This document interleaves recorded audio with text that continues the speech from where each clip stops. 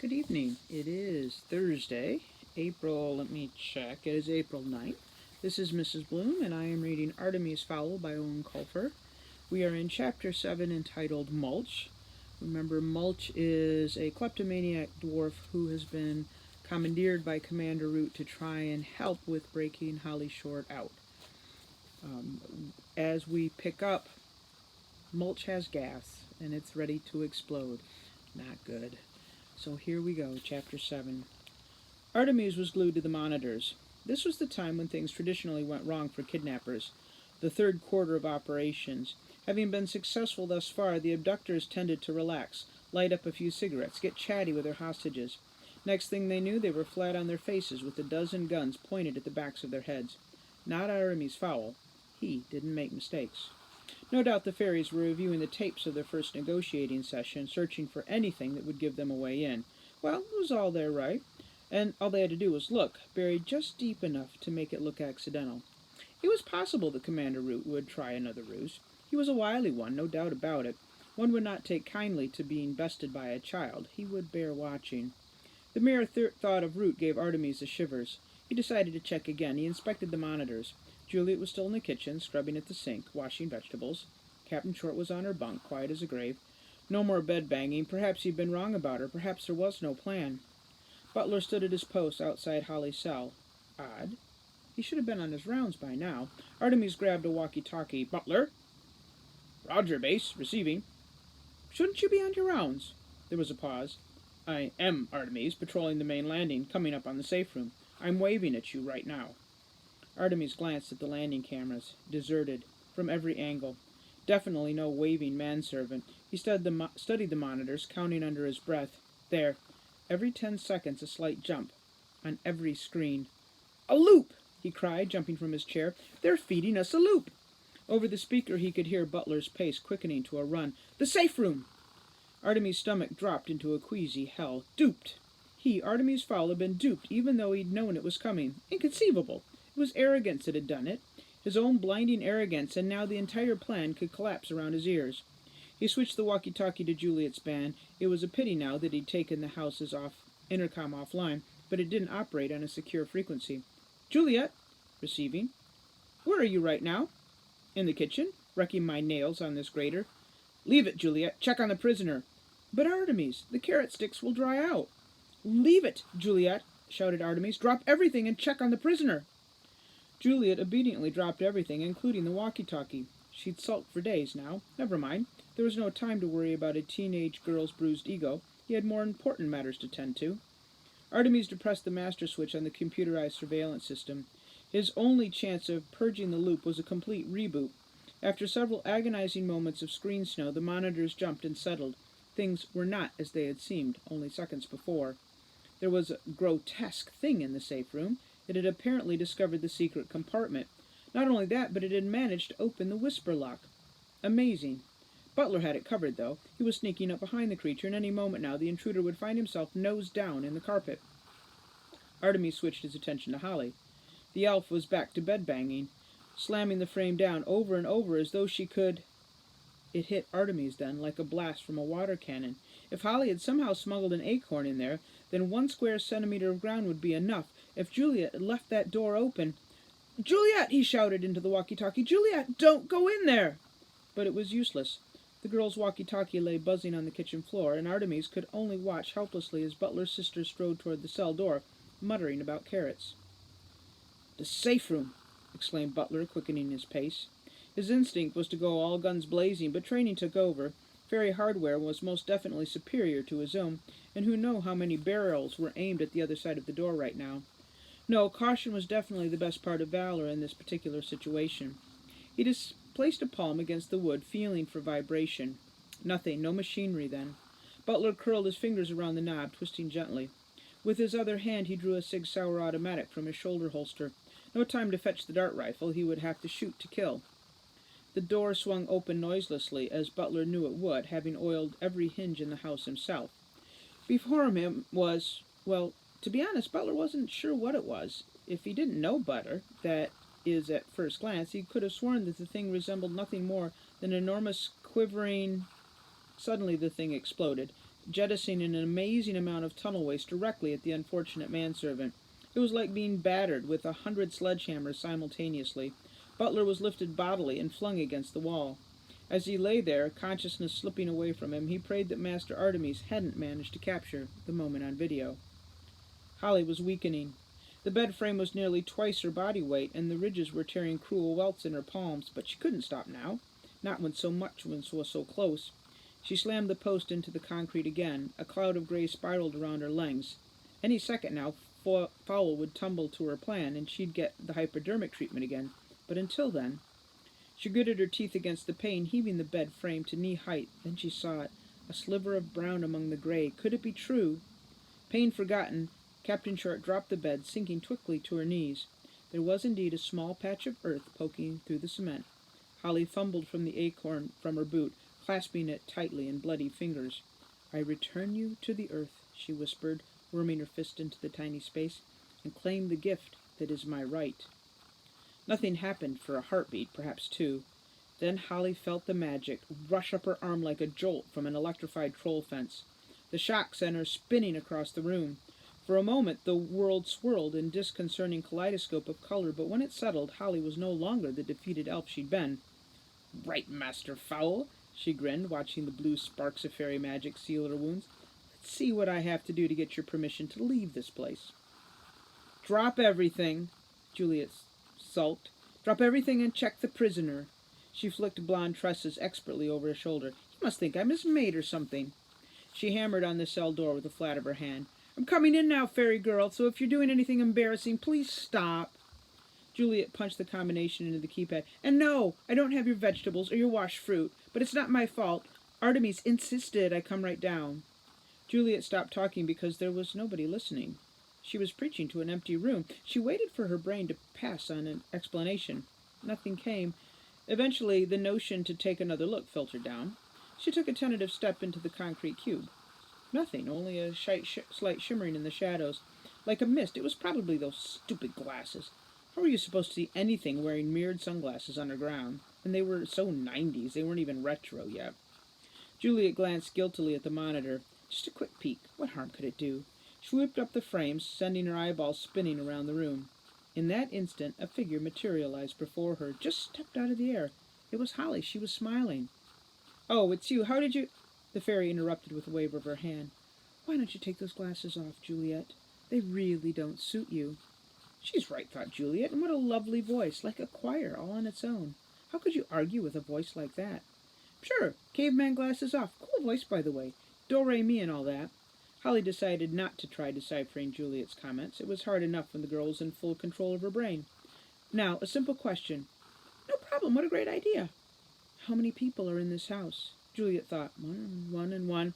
"Three," she said finally. "Me and Butler, and of course Artemis. Mrs. Fowl was here, but she went bye-bye. And then she went bye-bye." Juliet giggled. She made a joke. It was a good one. Holly drew a breath to ask for clarification, then thought better of it. A mistake, as it turned out. "Has anyone else been up here? Anyone like me?" Juliet chewed her lip.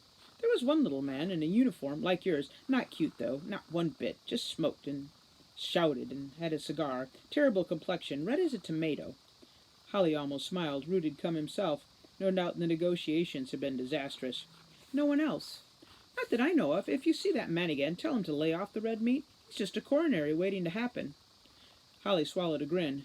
Juliet was the only human she knew who was probably more lucid under the mesmer. "Okay, I'll tell him. Now, Juliet, I want you to stay in my room, and no matter what you hear, don't come out." Juliet frowned. "In this room? It's so boring. No TV or anything. Can't I go up to the lounge?"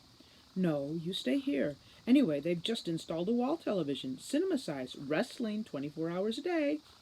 Juliet almost fainted with pleasure. She ran into the cell, gasping as her imagination supplied the pictures. Holly shook her head. "Well," she thought, "at least one of us is happy." Mulch gave his rear a shake to dislodge any clumps of earth. If only his mother could see him now, spraying mud on the mud people. There was an irony, or something like it. Mulch had never been big on vocabulary at school. That or poetry. He'd never seen the point. Down in the mines there were only two phrases of any importance. Look, gold, and cave in, everybody out. No hidden meanings there, or rhymes. The dwarf buttoned his back flap, which had been blasted open by the gale emanating from his nether regions. Time to make a run for it. Whatever hope he'd had of escaping undiscovered had been blown, literally. Mulch retrieved his earpiece, screwing it firmly into his ear. Well, you never knew. Even the LEP might prove useful. "When I get hands on you, convict, you'll wish you stayed in those mines." Mulch sighed. Oh well, nothing new there then. Clasping the safe's treasures tightly in his fist, the dwarf turned to retrace his steps. To his utter amazement, there was a human entangled in the banisters. Mulch was not one bit surprised that his recyclings had managed to hurl the elephantine mudman several yards through the air. Dwarf gas had been known to cause avalanches in the Alps. What did surprise him was the fact that the men had managed to get so close to him in the first place. "You're good," said Mulch, wagging a finger at the unconscious bodyguard. "But nobody takes a body blow from Mulch Diggins and stays on their feet." The mudman stirred, the whites of his eyes showing beneath his fluttering lids. Root's voice cackled in the dwarf's ears. "Get a move on, Mulch Diggums, before that mudman gets up and rearranges your innards. He took out an entire retrieval team, you know." Mulch swallowed, his bravado suddenly deserting him. An entire retrieval team? Maybe I should get back up underground for the good of the mission. Skipping hurriedly around the groaning bodyguard, Mulch took the steps two at a time. No point in worrying about creaking stairs when you've just sent the intestinal equivalent of Hurricane Hal scurrying around the corridors. He almost reached the cellar when a figure shimmered into focus. Mulch recognized it as his arresting officer from the Renaissance Master's smuggling case. "Captain George!" "Mulch, I wasn't expecting to see you." The dwarf shrugged. "Julius had a dirty job. Someone had to do it." "I get it," Holly nodded. "You've already lost your magic smart. When did you find out? Or what did you find out?" Mulch showed Holly his find. This was in a safe. "A copy of the book," gasped Holly. "No wonder we're in this fix. We were playing into his hands all along." Mulch opened the cellar door. "Shall we?" "I can't. I'm under eyeball orders not to leave the house." You magical types and your rituals, you have no idea how liberating it is to be rid of all that mumbo-jumbo." A series of sharp noises drifted down from the upper landing. It sounded like a troll thrashing around in a crystal emporium. "We can deliberate ethics at a later date. Right now, I suggest we make ourselves scarce." Mulch nodded. "Agreed. That guy took out an entire retrieval squad, apparently." Holly paused, half shielded. "Entire squad? Fully equipped. I wonder." She continued her fade-out, and the last thing to go was her widening grin. Mulch was tempted to hang around. There weren't many more things fun to watch than a heavily armed recon officer going to town on a bunch of unsuspecting humans. By the time Captain Short got through with this Fowl character, he'd be begging her to get out of the manor.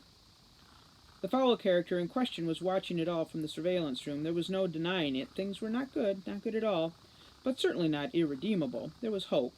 Artemis catalogued the events of the last few minutes. The manor's security had been compromised. The safe room was in shambles, blown apart by some sort of fairy flatulence.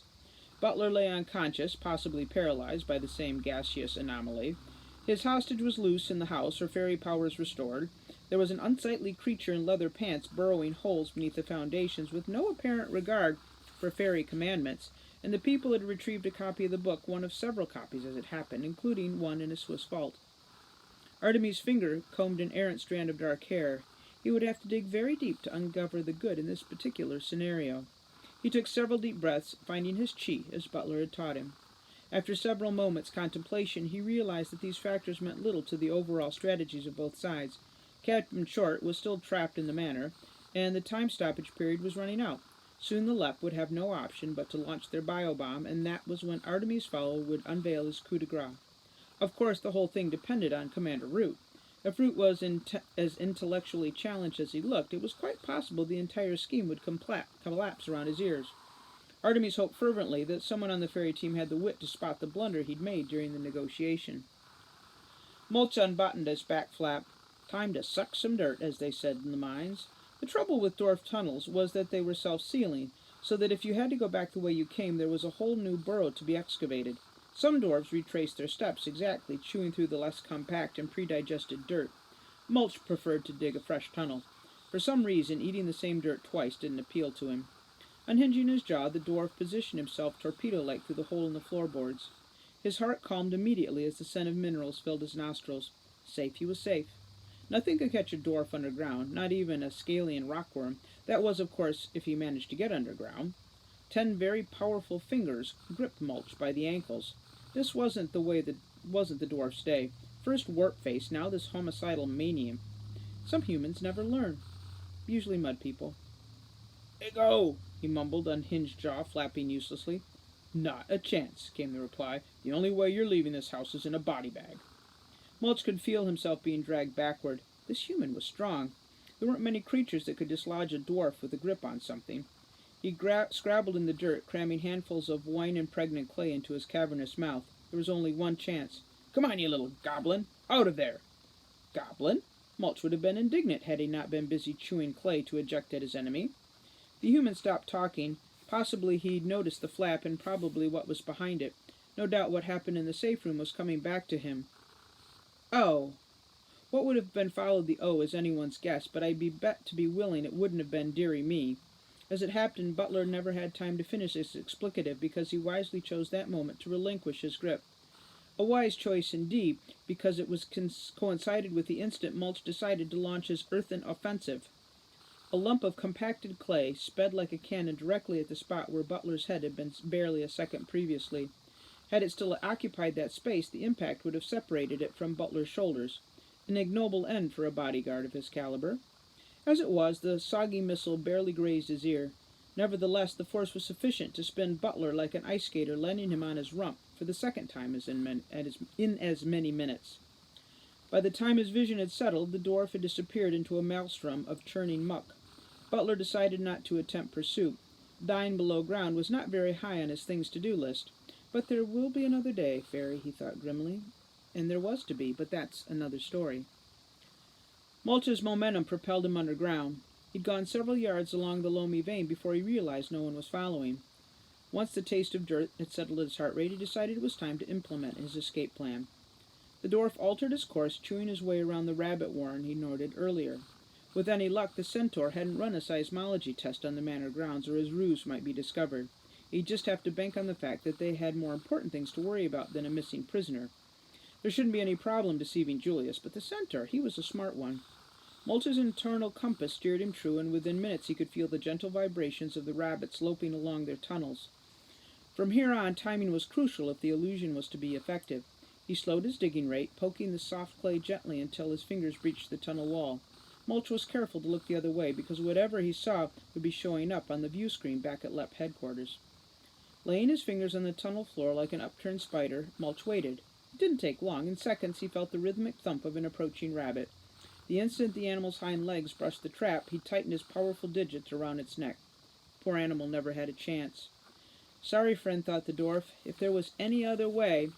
Pulling the rabbit's body through the hole, Mulch rehinged his jaw and began screaming, Cave in! Cave in! Help! Help!